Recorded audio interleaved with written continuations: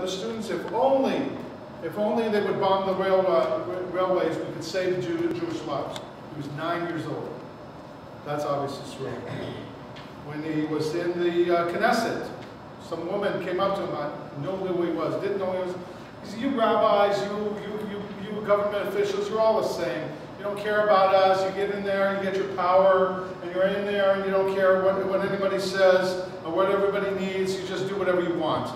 And he says, she says, I'm an old lady and I don't have any air conditioning in my apartment, and it's boiling hot here and humid in Tel Aviv, and you guys, you couldn't care less about my safety, my welfare, you're not concerned at all. Rabbi Kahane said to the lady, wait right here, one second, I'll be right back. And a few minutes later he came back with a fan and he handed it to her. That's obviously Yisrael. That's who Reb Meir Kahane was. And that's the flip side of what Mesiras Nefesh is all about. The more you care and have obviously Yisrael, the more you're prepared to do whatever it takes to go to the mat for Klal Yisrael, and you see a vision of what needs to be done and what needs to be said. You're willing to do it, like Rabbi Block said, no matter what the personal cost, his career, his finances, his reputation, none of that mattered. Klal Yisrael is what mattered, and that's who he strove to protect.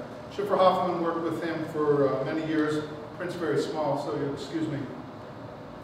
She writes in memoriam, in this generation of fleeting allegiance and loyalty, particularly in the realm of Jewish leadership, it seems inexplicable that today, years after the brutal murder of Rabbi Meir Kahane, he is mourned by so many Jews throughout the world. The phrase coined so as to perpetuate his ideas, as well as his memory, is Kana Tzadak. Kahane was right. His predictions were correct. Having worked closely for more than 2 decades with this self-sacrificing Jewish leader, both in the United States and in Israel, I feel impelled on the 19th anniversary of his murder to relate a few little-known insights about the man behind the headlines. Although demonized by both left and right-wing Israeli governments for his prophetic warnings concerning the rise of Arab nationalism and the dire consequences of making concessions to these implacable enemies, Rabbi Kahane remained undaunted. In his view, the Torah was the only timely and relevant roadmap for the Jewish people. During his election campaign for the Knesset, despite an Israeli court decision that obliged television and newspapers to cover him as they did all the other candidates, these so-called democratic media outlets refused to do so. This compelled the rabbi to travel to speak each day in communities throughout Israel, often returning late at night in a state of complete exhaustion. And against all odds, he was elected to the Knesset, and really they made him all the more popular because of the human personal touch he had to give when he went out to these rallies and spoke to the people, and the opposite of what they intended to do to him is what became of him. The more they put pressure on him to deny him the ability to reach people and exercise his ability to speak to their hearts and bring them close to Torah, the more they denied it, the more people rallied to him. And so this compelled the rabbi to travel to speak each day in communities throughout Israel, often returning late at night in a state of complete exhaustion. And against all odds, he was elected to the Knesset. And following his unexpected success, he began to use the Knesset podium to sponsor the exact legislation upon which he based his pre-election platform. What he campaigned for, that's what he stood for, and that's what he tried to implement. This, as we know, is an unusual phenomenon in Israel or in any other politician all over the world. Meir Kahane used to say, I'm not a politician, I'm a rabbi who happens to be in politics. But he was phenomenal in the fact that once elected, he did not turn away from what he stood for. Like so many politicians feel that they have the right to diametrically change their policies as soon as they get elected. Rabbi Kahane believed that the only solution that could prevent, God forbid, a repeat of the Holocaust, a final solution in the Jewish state, is the separation of Arabs and Jews.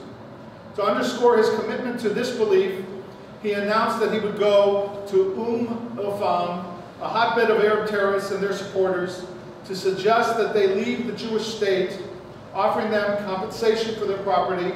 This was despite the fact that Jews received nothing whatsoever when they had to flee for their lives when they were transferred from their homes in Arab lands that they had lived for generations. And who of us, any of us, now or then, would be willing to go into such a hostile situation with such conviction, such courage, for the sake of Ahavas Yisrael, to save the Jewish people? The reaction to Rabbi Kahane's first Knesset speech, in which he presented this plan, was that hundreds of phone calls came pouring into the office that I received. Many of them from closet Kahane supporters, as he used to refer to those Jews that secretly held his views but feared to openly express them, urging me to implore the new member of Knesset, please tone down his rhetoric and change his image a little bit now that he is an official member of the government of Israel. They were embarrassed a little bit that he was so out there and so outspoken. Knowing what his answer would be, I nevertheless dutifully related their requests about changing his image. Change my image, he replied, as an amused smile crossed his face. I worked too long and too hard to present this image. I want the citizens of Israel to know I am the same Meir Kahane they voted for. And then he went and traveled to El Afam to deliver this message, which none of us would have the courage to do. A lesser known facet of the rabbi's boundless Ahavas Yisrael, the overriding love and compassion for the Jewish people, was a special charity fund from which he distributed thousands of shekels to hundreds of poor and often hungry Jews who came to his door each week. Those Jews shed bitter tears at his funeral, lamenting, who will help us now that Rabbi Kahane is gone? And therefore they established the Chasidei Meir Fund, established in his memory, which currently enlists dedicated volunteers who continue to provide and deliver large cases of donated food to poverty-stricken Jewish families. A further tribute to the rabbi's influence can be found today in the hearts and minds of the young, courageous Jews in Israel who make their homes in caravans on the hilltops of the land of Israel, and who, at great personal sacrifice, defend the right of Jews to settle anywhere in our God-given homeland. There are countless tales that deserve to be told about the life of this noble Jew, the personification of the Jewish scholar warrior in the tradition of the biblical King David. However, the legacy which Rabbi Meir Kahane left the Jewish people and the world are his penetrating, insightful thoughts expressed in the many popular books he authored. Among them, Never Again, Why Be Jewish, Uncomfortable Questions from Comfortable Jews, Our Challenge, They Must Go, The Story of the Jewish Defense League, 40 Years, and his magnum opus, which we've just read a piece from, The Jewish Idea, which in my humble estimation, besides the Chumash and the Navi and the Talmud and the Gemara and the Mishnah and the Shulchan Aruch, besides the Iker part of Yahadus, the greatest books in Judaica, bar none, par excellence, are Derech Hashem by Reb Moshe Parry and The Jewish Idea by Reb Meir Kahane. Those two books are invaluable. They are absolutely, you can't be a true Jew without going through those two books. And that's what he taught us through his book. So in one of the volumes that he signed personally for me, she says, is an inscription I treasure dearly. In every generation, he wrote, in every generation there are always a few who understand. So he said to me, always understand, even if you remain among the few. Be brave enough, be strong enough to stand alone if you have to go it alone. And I just want to close that Meir Kahane used to give speeches. I don't know how many people are aware of this. He used to give speeches in the Knesset whenever he wanted to introduce legislation, whenever he wanted to battle against legislation. He would stand up and speak, and invariably, the majority, if not everybody, would leave the room in protest. Right, left, I don't know what the MKs that were religious did or they didn't do. They would leave the auditorium of the Knesset, but they wouldn't leave the building. They stood in the doorways and listened through the cracks in the walls and the doorways, because they knew with the Pintele Yid, the little tiny spark of Judaism that remained, the Jewish neshama that remained in them, despite all of the death they had absorbed from the Western culture and from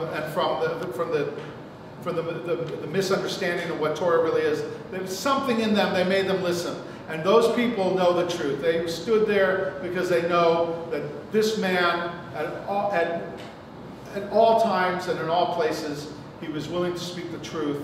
And what drove him was with his great Mesiras Nefesh that Rabbi Bloch talked to him, what drove him every day, every minute of every day, was his Ahavas Yisrael. And to close, he once told Rabbi Bloch told me this, that yeah, he'd love to go to a Yankee game.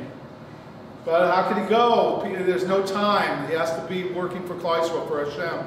There's no time for some of his passions of his youth. He had to leave it behind. And that's Ahavas Yisrael. And that's the man that we mourn tonight. Rabbi Saidi, let's all please make a